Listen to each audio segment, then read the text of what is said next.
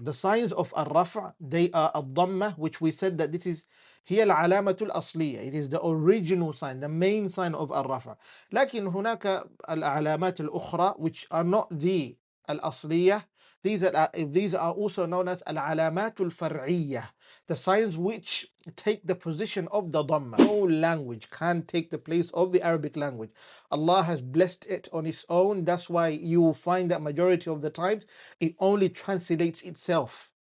That's how beautiful and secure it is. If you go to the Telegram group over there, you'll find that we provided you an infographic for the alamatul Raf'a, and that infographic will literally give you a breakdown of all of them. One infographic is in Arabic, and another infographic is in Arabic and English side to side, and that makes it much easier for you. You can download that, use it, you can take notes on it, and literally make it easier for you, inshallah ta'ala, to use.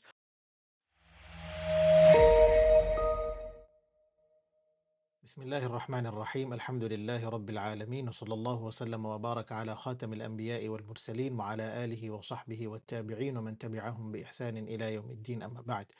Assalamu alaikum wa rahmatullahi wa barakatuhu. Inshallah ta'ala, in this class, according to the previous class of what we've covered, we looked at al-mu'rab wal-mabni and al-i'rab wal-bina, meaning that looking at words that can change and words that literally are fixed and they do not change. And it makes it much easier to know, okay, if certain words are fixed, it's easy to memorize and use. That's what we need to understand. But if words change according to the i'rab, then you need to understand not only the usage of the word, but also the technicalities behind it. But first, before you even get there, you need to understand that you master the word. Then after that, you start looking into how do I use it according to where it stands. If it's going to be the subject or if it's going to be the predicate, it depends on the position it should be in. In this class specifically, we'll be focusing on, inshallah ta'ala, باب معرفة علامات الإعراب. باب معرفة علامات الإعراب. So if you look at the screen, باب معرفة علامات الإعراب. It is the chapter of knowing the signs, understanding the signs of inflection. So we looked at al-bina and we said that للإعراب الإعراب ينقسم إلى أربعة أقسام. إعراب, there is الرفع والجر والرفع والنصب والخفض والجزم. الرفع والنصب والخفض والجزم. And in other words, الخفض we call it الجر. All right, and each one of them we said they have their own original signs, but then beyond that there are other signs which are known as نيابة عن العلامات الأصلية. They are those which take the position of the original signs. That's what you need to understand. So if you look carefully right now of what we want to cover is this. علامات الإعراب الأصلية. علامات الإعراب الأصلية. وقلنا that the original signs of إعراب of الرفع, we said that it is the ضمة, and then we have النصب, and then we have الجر and الجزم, and the original sign of the النصب is الفتحة, and the original sign of الجر is الكسرة, and the original sign of الجزم is السكون. And do you remember we said that these signs appear where? At the end of the word. It doesn't have to be a verb alone, it can be a noun or a preposition. Understand that. Now, not a preposition, it's a noun or a verb. A noun or a verb. Prepositions are mainly fixed. أليس كذلك? Prepositions are mainly fixed. الحروف أصلها مبنية. They are built in a way that that's how they are. They are solid, they don't change. Okay? Now, الرفع, if we said that if a word is a subject, for example, or maybe it is in that state of raf'a, because not always it's going to be the subject. Understood? For example, if you have al-jumlatul ismiyah, in that case, when a word starts with a noun, specifically a noun with nothing at the beginning of it, such as kana wa akhawatuha, inna wa akhawatuha. When you look at all of those, you don't have any of those signs or prepositions which come before them, then that means the first word is the noun itself, isn't it? It stays in a state of raf'a. Okay, but it doesn't mean that it's providing you with subjectivity or anything. What you understand is that it is in a state of raf'a. For example, such as al-bustanu jamilun. Pardon me. Look at this. Al-bustanu البستان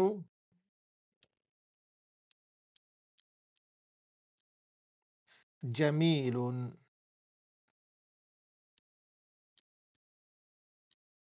Now you see this. This is known as al-mubtada. This is known as the mubtada of the word, the opening word of the sentence. The opening word of the sentence. That's what it is. And this is the explanation of it, such as khabar. So when you said al-bustanu, al-bustanu, what were you trying to explain? You were trying to explain about the garden. Jamilun, it is beautiful, isn't it? So this is what provides you with the detail, whereas you're trying to explain about the bustan. Now, if you really want to put in a position where who is the subject, who is the object, and whatnot, you end up realizing that it doesn't work over here. Like when you open a statement with a noun such as this, for example, it ends up being in a state of Rafʿ. It ends up being in a state of Rafʿ. Only when you become advanced and you see a word that's the first word, you expect it to be in a state of Rafʿ, but it's not in a state of Rafʿ. That's different. الحذف مسألة الحذف is not here. We don't want to talk about what's been omitted. We don't want to talk about that here. What we want to talk about is how do you spot out a raf'a? How do you know that a word is in a state of raf'a? Is when you see that it ends with a ضمة. والعلامة الأصلية قلنا للرفع ماذا؟ الضمة. ونفس الحال للنصب, which its original sign is the fatha, and الجر, also known as al-khafd, its original sign is the al-kasra. Al-jazm, its original sign is the sukun. Something that I want to bring to your attention, however, is the fact that Ibn Ajurrum, when he mentioned the explanation of where do you find the raf'a sign? والرفع يكون, for example, الضمة تكون علامة للرفع في أربعة مواضع. الضمة علامة للرفع في أربعة مواضع. What does that mean? The ضمة is a sign of noun. The ضمة is the sign of رفع, not noun, sorry. It's a sign of رفع in 4 places. The ضمة is a sign of رفع in 4 places, which means that there are other signs other than the main sign, such as for the رفع, the ضمة itself. أليس كذلك?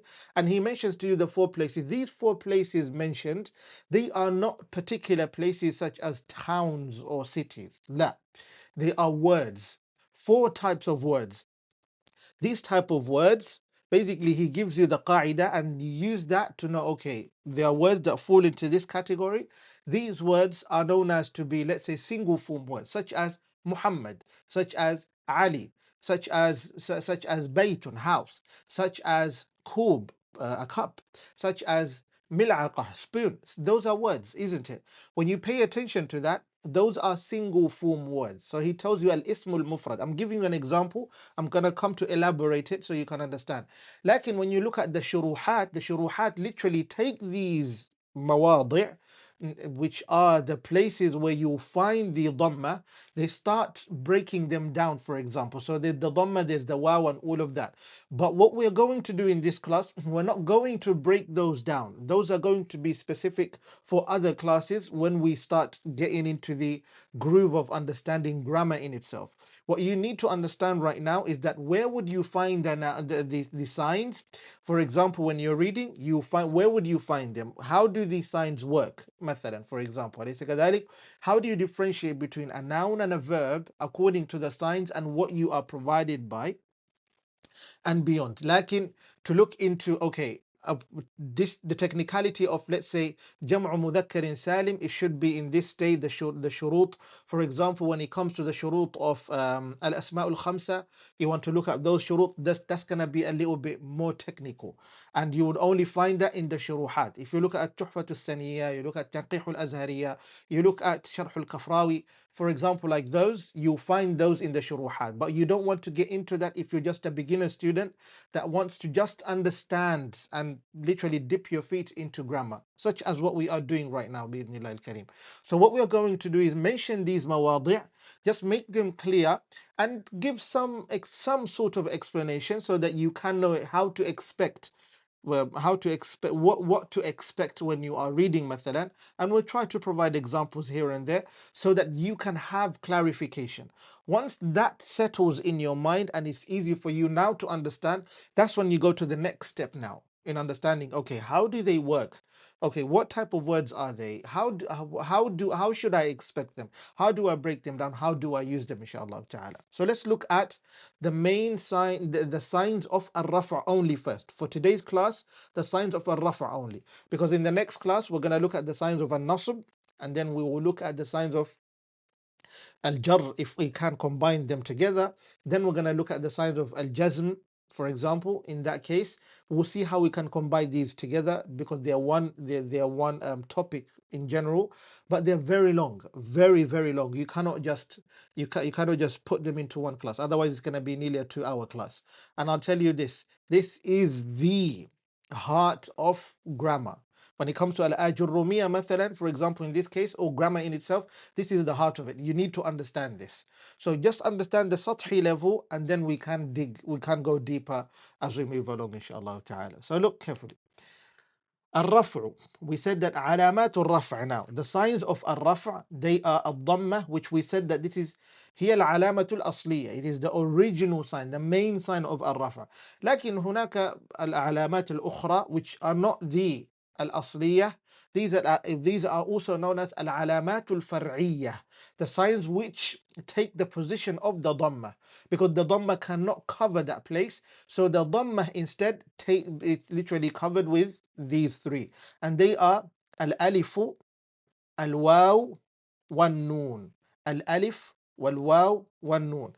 Now we know, okay, the ضمة in this case, if I look at the whiteboard carefully, I'll find that I can find the ضمة in such words such as Muhammad, Muhammad, Muhammadun.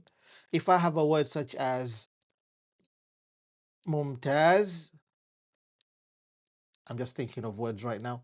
Mumtaz means excellent. Okay. هذا ممتاز, for example. This is excellent. That's what you're trying to say. Or for example, you mention a word such as, let's say, baytun. I mentioned this earlier, and I'll repeat the same word so you can understand what they mean. Baytun means house.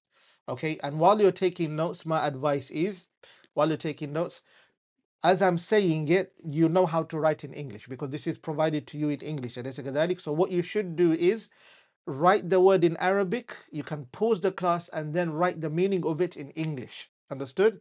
Such as Muhammad means Muhammad. There's no difference here. Mumtaz means excellent. Baytun means house. If you say Medina, Madinatun, Madinatun is a town. I would rather write this properly so you can understand. Look. Madinatun. أيوة. Madinatun means town. أليس كذلك? For example, Ahmadu is a name as well. The name of the Prophet sallallahu alaihi wasallam, such as Muhammad as well. Allahumma salli wa sallim alayhi. Do not forget to do salawat upon the Prophet sallallahu alaihi wasallam whenever you hear his name. That's part of generosity, inshallah. Madinatun. So now you see, this is very clear. But then if you have an alif, which takes the place of the Raf'a sign, the Raf'a i'rab, if the alif takes the place of it, then what is it? What word are we talking about? If the waw does so, if the noon does so, then what type of words would you find these signs in them? أيوة. Now look, الضمة علامة للرفع. نبدأ بالضمة أولا. We start with the ضمة first. فالضمة علامة للرفع. The ضمة is the sign of الرفع في 4 مواضع, in 4 places. في الاسم المفرد, in the الاسم المفرد, in the single form noun. الاسم المفرد is single form noun. في جمع التكسير, and it wasn't supposed to be جمع, this is a mistake, it's supposed to be جمعي الفعلي. Yeah, it's supposed to be fi because this fi makes the following word to be in a state of jar, which the jar means the word should end what? With a kasra. Now, the moment you see jam'u, that means you've separated these words from this piece here. Is that very clear? So correctly it has to be jam'i taksir, not jam'i taksir. So this is a typing error. Fi jam'i taksir, in the broken plural noun. Let me just clear this off so you can see properly, inshallah. Yes. So the next one is fi jam'i taksir. This is known as broken plural noun. I'll give you an example when we move on, because first I want to mention these. والضمة علامة للرفع في جمع المؤنث السالم. In the feminine plural noun. في الفعل also, number 4, في الفعل المضارع الذي لم يتصل بآخره شيء. In the present tense, the present tense which contains nothing at the end. Now, this is extremely confusing and very technical. أليس كذلك? Because you're expecting it to be a bit easier. What I'm trying to tell you right now is this. The whole purpose why I said I would literally set aside the breakdown of all of these type of words, such as the single form, or maybe the broken plural noun, or the feminine plural noun, or maybe looking at the fi'l al-mudari', the present tense, which it's not combined with anything at the end. It's not connected to anything at the end. It's because it's going to be very long. We're trying to provide the sharh, the explanation in English, which is a very different language from what this subject was taught with. This subject was taught in Arabic. It was taught in Arabic, and we're trying to explain it in English. Do you see the differences here? English cannot subsidize for the Arabic language. It cannot do that. It cannot take the place of the Arabic language. No language can take the place of the Arabic language. Allah has blessed it on its own. That's why you will find that majority of the times it only translates itself. That's how beautiful and secure it is at the same time. It's not just magnificent, it's also secure. It translates itself. It literally provides its own interpretation and clarification. أليس كذلك? Any other language can't do the job for it. So what we're trying to do is just trying to provide that the clarification in a language which does not belong to it, but although we're doing it a disservice, but we're trying to see how much we can understand of it. So now what you understand is just the basic understanding of what is جمع مذكر السالم. Sorry, what is الاسم المفرد, what is جمع التكسير, what is جمع المؤنث السالم, what is فعل المضارع الذي لم يتصل بآخره شيء. So you understand that الاسم المفرد is a single noun, so that's easy. A broken plural noun, okay, and feminine plural noun, those might be a bit technical. الفعل المضارع الذي لم يتصل بآخره شيء might seem technical. In reality, that they're not. In reality, they're not. But it sounds like it. It sounds like it. Now let me try to give you some sort of clarification on some of these. Okay. So I would take the جمع التكسير, one example, جمع المؤنث السالم, one example, and الفعل المضارع, this one in this type, one example, so you can see. Look at the whiteboard. Look at the whiteboard, إخوة. جمع التكسير, which we said that it is the broken plural noun, صح? In this case, what do we have? Such as the word is rajul. Many of us know the word rajul. What does rajul mean? Rajul means a man, isn't it? It means a man. Now, if you want to say men, you can't just come up with any word. You have to look at what the Arabs used. So rajul, the plural of rajul is rijal. Rijal. Allah says in the Quran, رِجَالٌ لَا تُلْهِيهِمْ تِجَارَةٌ. Men, they are not literally deluded, or their hawa does not incline towards what? Tijara, which is business. وَلَا بَيْعٌ, or doing any type of transaction. عن ذكر الله, from the remembrance of Allah. It doesn't mean that they don't transact. It doesn't mean that they don't engage in business. They don't go to the market. They do. Like when salah time enters, what do? وإقام الصلاة. They first start with salah and then they give out their zakah. يخافون يوما تتقلب فيه القلوب والأبصار. أليس كذلك؟ رجال. Now, how is it broken? Because look at this. رجل is single form. أليس كذلك؟ رجل. Now, what you need to do is first of all change the ra from fatha to dhamma to kasra, and then take the jim, change it from dhamma to fatha, and break it between the lam and the jim and the lam, and then add an alif. Add an alif. And then on top of that, you keep the lam like that. So how many differences? Difference number one, difference number two, and difference number three. So number one, the fatha, the kasra, sorry, and then the changing of dhamma to fatha, and then the addition of alif. That breaks the word. That breaks the word. And not only that, certain words sometimes they are long and then they're reduced. Those are also regarded as broken nouns, such as if you have the word sarir,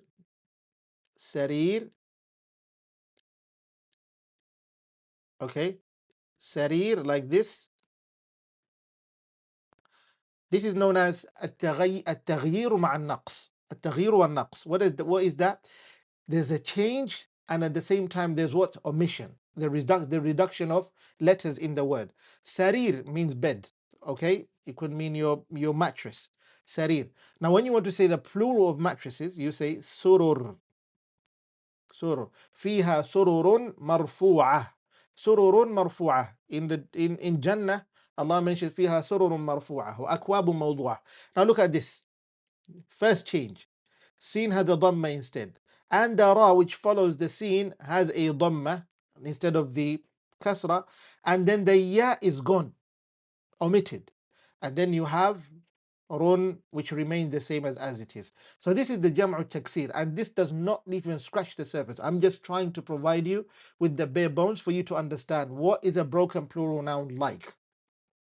Understood? That's number one. Number two, jam'u al-mu'annath salim. Jam' al-mu'annath salim, the feminine plural noun. Okay, we have, what is that? For example, while it is single form, already it's a feminine word. Already it's a feminine word containing what? The ta marbuta at the end. The ta that literally is a symbol of a femininity. Why? For example, alama. The word alama means signs. Like in this word literally is a feminine word. Why? Because it ended with the ta marbuta. Now let me make it very clear for you. Not every single word that ends with the ta marbuta is a feminine word, because names of men such as Talha, such as man, there's Talha, Hamza, أليس كذلك? These names contain ta marbuta at the end. There is a ta marbuta at the very end, and because of that, it doesn't make it a feminine word. Does that make sense? It doesn't make it a feminine word. Understand that. But in this case, we're looking at specifically feminine words. If I want to make this word sign plural in the feminine sense, we say ala, meme like this, I plus the alif and the ta like that. Alamatun. Now every single word which is feminine and is in this case, what we do? We add alif and the ta, the big ta, the open ta. This is known as at-ta'ul maftuha. That's what we do.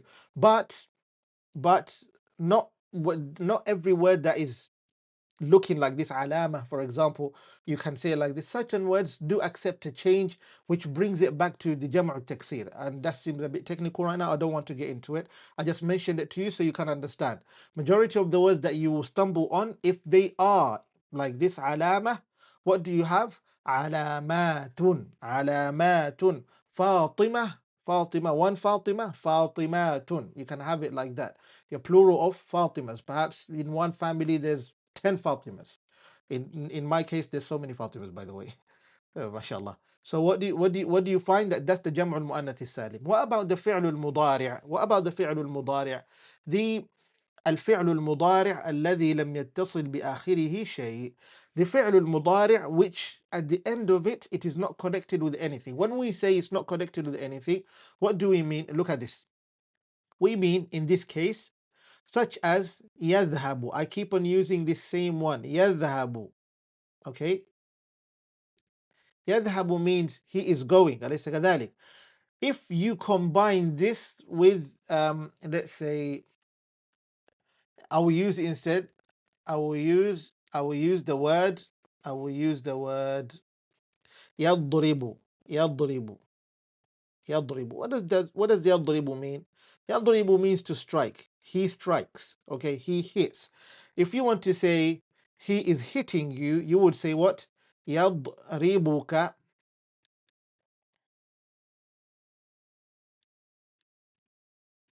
يضربك. يضربك. I am pretty sure for some of the students that have done the Arabic bootcamp with us already, they understand what this means, how you use those pronouns, they know how to use the verbs, they know how to use the nouns. What I'm referring to with majority of these, because these are among the asasiyat of the bootcamp in itself, and majority of Arabic courses, or maybe Arabic lessons that you will learn from teachers that understand what the student requires, they will teach them these little things, but they literally cover a huge ground of vocabulary specifically, because those are the types of words that you constantly use every day. Your pen, your book, your bed, your house, my house, their house, my work, let's say my food, or you take this, it's yours. Simple as that. You notice that these are things that you're constantly using every now and then. So يضربك. In this case, the word is يضرب, but we added at the end a pronoun, الضمير. أليس كذلك? الضمير المخاطب. The pronoun of, showing that you're being addressed. In this case, because it's combined with something at the end, we cannot put it in the same position such as what we are saying. We're talking about the one that is just like this. يضرب. يضرب, nothing connected to it. Nothing connected to it. In this case, what do we say? يضرب. يضرب. But sometimes, and then you have, because in Al-I'rab we said that, Al-I'rab, we said that, and we're going to cover this in the future. When it comes to Al-I'rab, Al-I'rab, the changing of inflections, we said there are two types. That which is manifest, clear, such as fatha, kasra, ḍammah, sukun, and then that which is assumed, isn't it? You'll notice that such present tenses, you find, let's say, the word يقضي.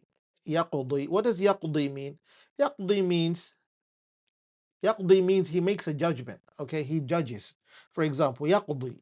Or maybe he literally ends.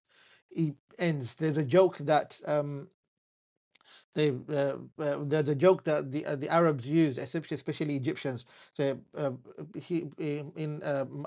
woman is رجل قاض and امرأة قاضية. رجل قاض, a man that literally is a qadi, لكن امرأة قاضية, she literally to meet. So it's a joke, not in the sense of, it's just a joke in Arabic words, because it's beautiful. The more you study, the more you understand the beauty of the Arabic words.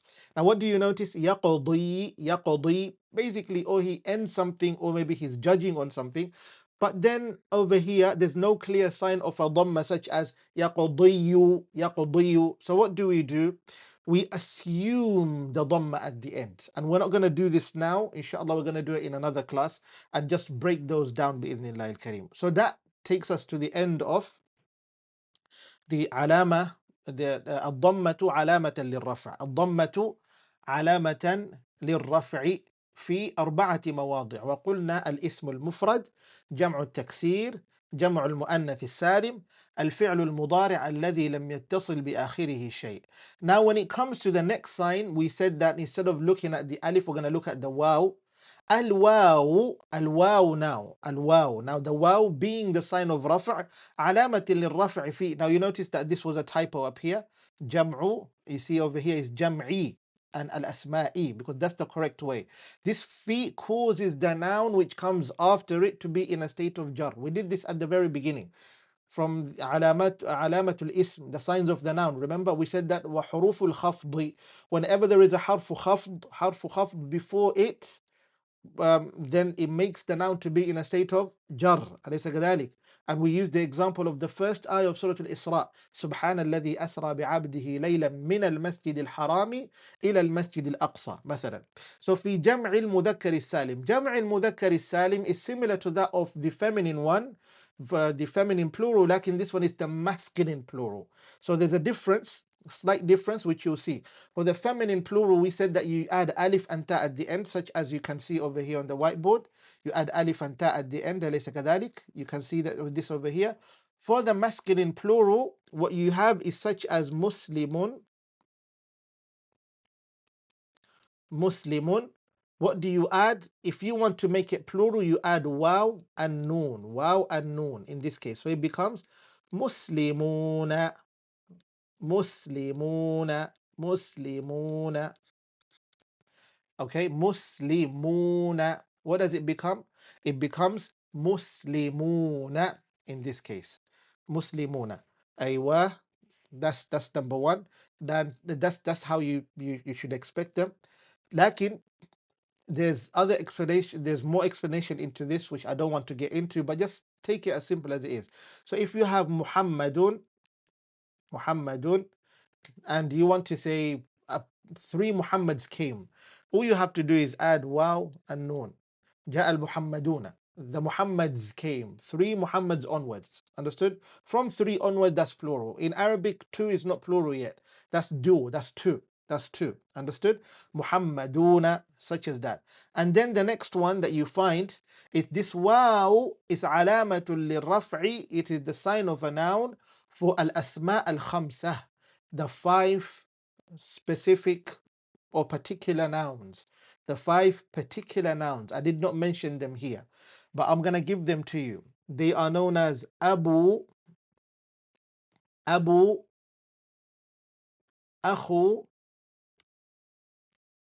Hamu,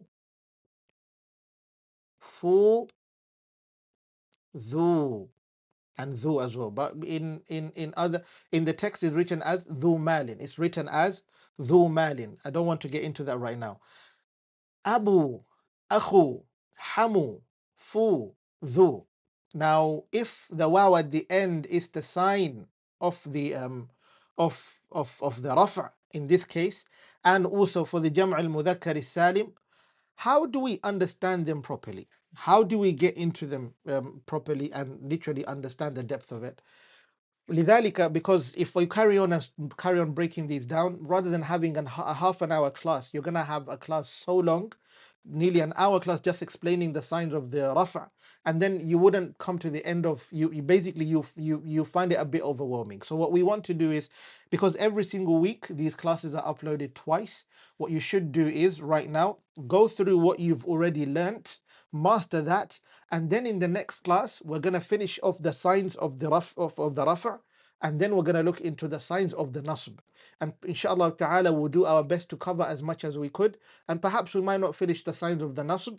We're going to have to go through the sign of the Nasb in the next class with the signs of the Jar, and like that until we come to the end. It's the longest chapter that you would find in any Arabic grammar book, inshallah ta'ala. Understand that. When it comes to grammar, this is one of the longest the chapters, because it covers the grounds of the grammar entirely.